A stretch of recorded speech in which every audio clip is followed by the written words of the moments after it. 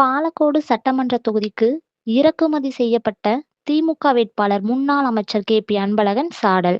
தர்மபுரி மாவட்டம் பாலக்கோடு சட்டமன்ற தொகுதிக்கு உட்பட்ட திம்மம்பட்டி தனியார் திருமண மண்டபத்தில் என்.டி.ஏ கூட்டணி சார்பில் தொகுதி நிர்வாகிகள் ஆலோசனை கூட்டம் முன்னாள் அமைச்சர் கே.பி. அன்பழகன் தலைமையில் நடைபெற்றது.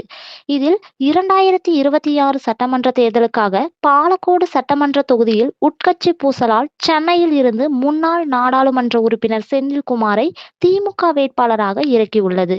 மேலும் நீர்ப்பாசன திட்டங்களுக்காக அதிமுக ஆட்சியில் நிதி ஒதுக்கீடு செய்யப்பட்டது. ஆனால் தற்போதைய முதல்வராக இருக்கும் ஸ்டாலின் அவர்கள் தூள்செட்டி ஏரியில் ஆலோசனை கூட்டம் நடத்தி ஆட்சிக்கு வந்தவுடன் நீர்ப்பாசன திட்டங்களை ஓராண்டுக்குள் நிறைவேற்றப்படும் என்று வாக்குறுதி அளித்தார். 5 ஆண்டுகள் முடியும் தருவாயில் இத்திட்டங்களை கிடப்பில் போடப்பட்டுள்ளதால் மேலும் தற்போது இறக்குமதி செய்யப்பட்டுள்ள வேட்பாளர் நான் சட்டமன்ற உறுப்பினராக வந்தால் நீர்ப்பாசன திட்டங்களை நிறைவேற்றுவேன் என்று பொய்யான வாக்குறுதிகளை அளித்து வருகின்றார். வரும் சட்டமன்ற தேர்தலில் தர்மபுரி மாவட்டத்தில் உள்ள 5 சட்டமன்ற தொகுதிகளிலும் அதிமுக மாபெரும் வெற்றி பெறும் என்று தொண்டர்கள் மத்தியில் எழுச்சி உரை ஆற்றினார். எனக்கு முன்னாடி பேசிய மேடையில் இருக்கின்ற அனைத்து கட்சி பொறுப்பாளர்களும் சொன்னார்கள். அது எதற்கு என்றால் இன்றைக்கு அவர்கள் பேசுகின்ற பொழுது மேற்கொள்வதற்கு 600 கோடி ரூபாய் ஒதுக்கீடு செய்யப்பட்டு சென்று விட்டது அண்ணன் எடப்பாடியார் அவர்கள் நீர் மேலாண்மை திட்டத்துக்கு.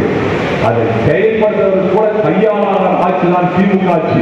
அவர் சொன்னார்கள், முதல்வராக இருக்கக்கூடிய ஸ்டாலின் போய் தூள்சிட்டி ஏரியே மீட்டிங்கை போட்டு அந்த மீட்டிங்கே சொல்றார், நான் ஆட்சி பொறுப்புக்கு வந்தால் 10 ஆண்டு காலமாக அதிமுக ஆட்சியை செயல்படுத்த முடியாத அந்த ஏரியிலிருந்து வந்து தண்ணீர் கொடுக்கின்ற திட்டத்தை உடனடியாக செயல்படுத்த வேண்டும் என்று சொல்லிவிட்டு வந்தவர் இன்றைக்கு முதல்வர். இவர் 5 வருஷ காலமா என்ன பண்ணாரு? டெண்டர் வச்சு வேலையை செய்யறது கையாளாரு. இன்றைக்கு வேட்பாளராக வருகின்ற செந்தில் அவர்கள் நான் சட்டமன்ற உறுப்பினராக தேர்வானதான் அந்த திட்டத்தை நிறைவேற்ற முடியும். இப்பொழுது சட்டமன்ற உறுப்பினராக இருக்கின்றவர் அதை பற்றி கண்டுகொள்ள